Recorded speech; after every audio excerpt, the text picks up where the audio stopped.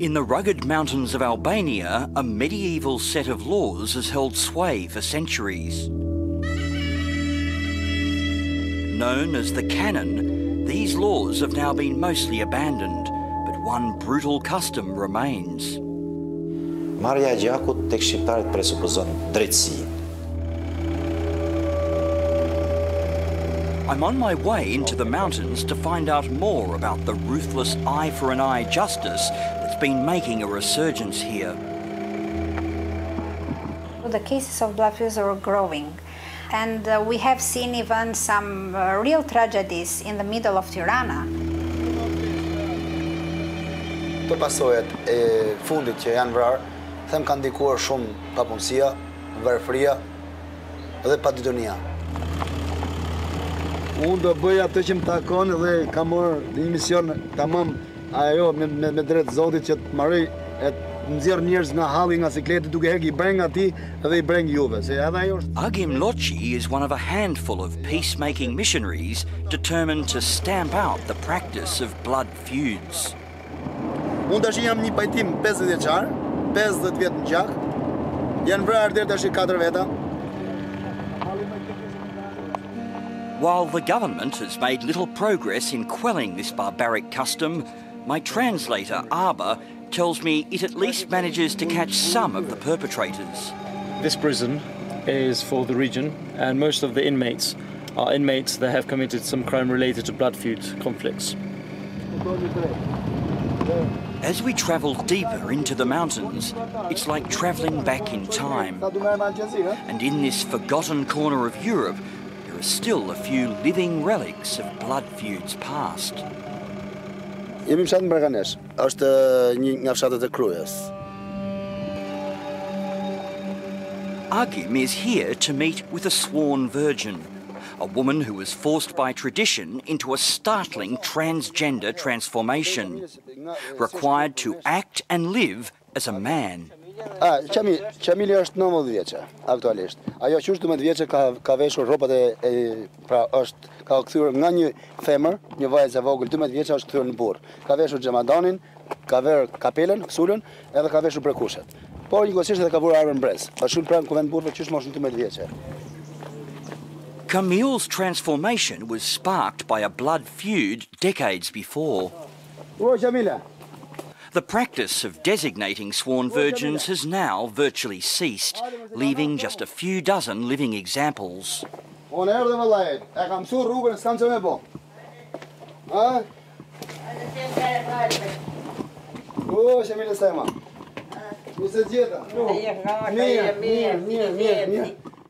Sworn virgins are a bizarre custom that usually followed the vendetta-related death of a father with no male heirs. Very pleased to meet you. In Qamile's case, it was sparked by a female cousin breaking off her engagement well over 70 years ago.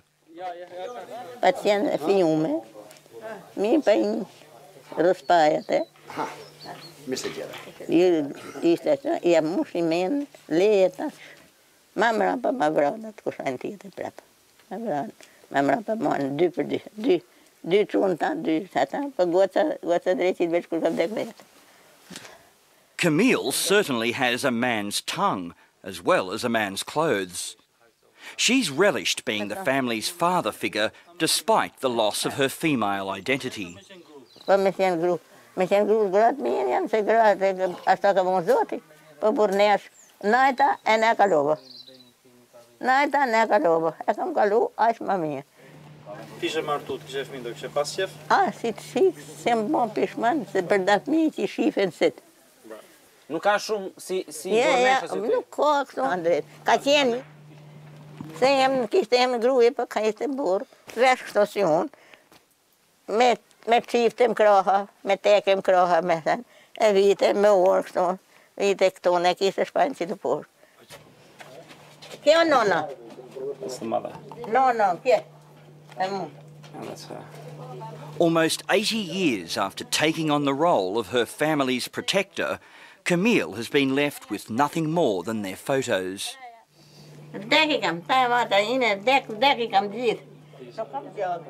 Although women appear to be the innocent victims here, the country's leading Blood-Feud expert, says that in fact it's Albanian women who've kept the revenge culture alive. Gratë nuk falin, shumë më tepër falin burrat. Në Shqipëri, ne pengesën kryesore kemi nga gratë. Nëna e djalit që është vrarë, ose motra e djalit, motra e vllajt që është vrarë, thotë që nëse ju do ta falni, mund ta marroni gjakun. As the head of Albania's National Committee for Reconciliation, Jin Marko oversees the work of peacemakers like Agim. Marko maintains a chilling archive detailing more than 2 decades of revenge-related violence that's claimed thousands of lives. Janë të gjitha vrasjet të regjistruar për vitin e 2000 sipas rrethave të gjithë Shqipërisë. Tregohet numri I vrasjeve 174. In order to survive, many of those targeted flee abroad. But according to Jin Marko, many are eventually tempted to return for brief holidays, and so each summer brings a deadly harvest. Periudhët e kthimit në emigrantëve rritet numri I vrasjeve për gjakmarrje. Në mars të viti u deportua nga Italia një emigrant dhe u vras apo erdhi, u zbulua se u kthyn në Shqipëri dhe e vran. Marko's top priority is providing emergency protection for those in danger. Në këtë periudhë ne kemi 1450 familje që janë të fshehura dhe të ngujuara krejtësisht nga çështja e gjakmarrjes, para nga Afrika e marrjes së gjakut. 1450. To better understand the plight of these families imprisoned by death threats, Agim is taking us to meet the Prengas. They've been on the run for almost a decade after the father shot at a former neighbour who was attacking his wife. Ky ka marrë automatikun dhe ka qëllum te, duke e plagosur anë. Në kugar punë që është bërë gjyqi, është dënuar prave 5 vjet burg për plagosjen. Edhe pasi ka bërë burgun, familja e tyre nuk e fal akoma. Edhe kanë tentuar pra disa herë që ai tak merret. Unable to walk beyond the fence lines surrounding the cottage where he and his family are hiding, Lech Prenga says almost nothing has changed since his release from prison. Kam bo 5 ditë gjysmë burg, po të thosh është gati burg edhe këtu. Lech has already survived several attempts on his life. A few seconds of reckless behaviour by Lech years earlier has turned life into a never-ending nightmare for the entire Prenga family. Kjo është nusja, gruaja, vajza madhe, Liliana. Kjo vajza dytë, Donika, djali Gjini, djali vogël Lorenzi. Lech knows that if their location is discovered, it's likely that both of his young sons would be killed along with him.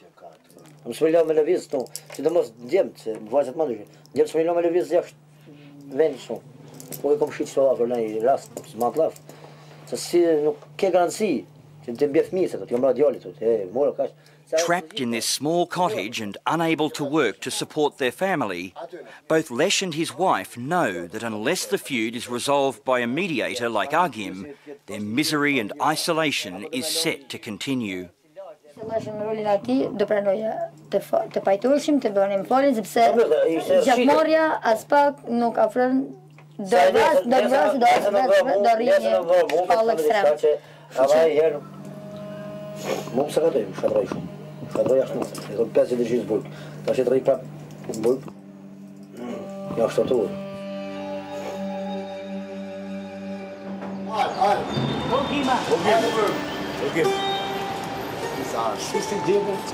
Volunteer organisations like the National Committee for Reconciliation have few resources to help families like the Prengas.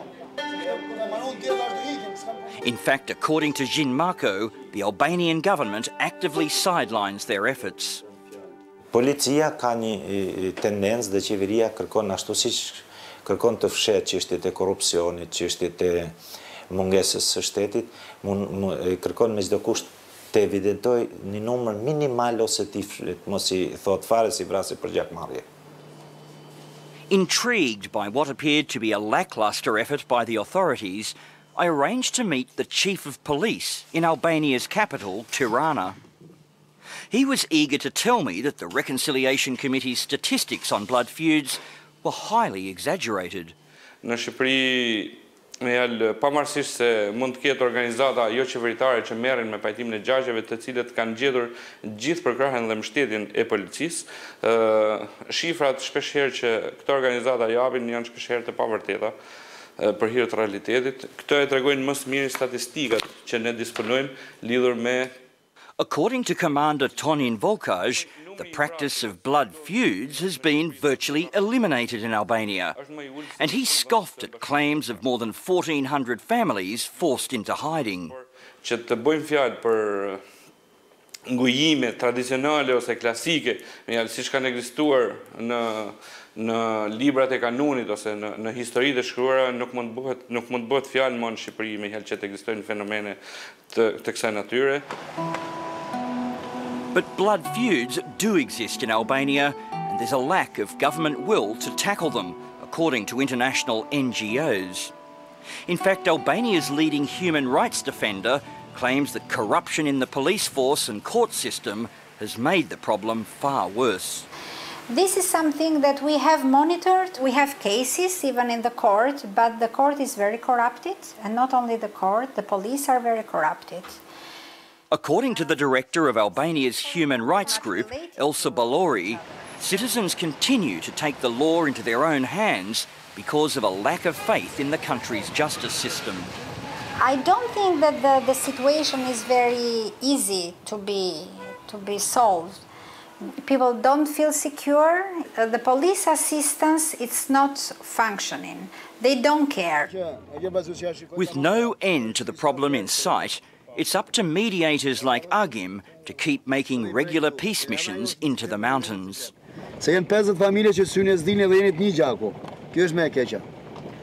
Agim's phone is running hot. He's trying to defuse a blood feud between relatives, sparked when a 24-year-old man was murdered by his cousins. Edhe po them që këto kanë tentuar të marrin hak, kanë hedhur edhe dinamit tritol te shtëpia këtyre, ka qenë një çorbe e vërtet, janë rrahur dhe në gjykatë, janë qelluar dhe janë çarë me shishe e birre, dy palët me fjalë kur janë përplasur bashkë në gjykatë. Ka qenë një luftë e vërtet, por tash kam një gjashtë. It's a particularly difficult case, but my translator Arba tells me Agim has managed to achieve a temporary truce. He's made some progress by trying to convince the father of the damaged party that if he kills the person who has made the first killing, then his sons will be open to another killing. So it'll be an endless cycle. Breaking these cycles of violence could take decades, but Agim is determined to bring a long-lasting peace to these mountains.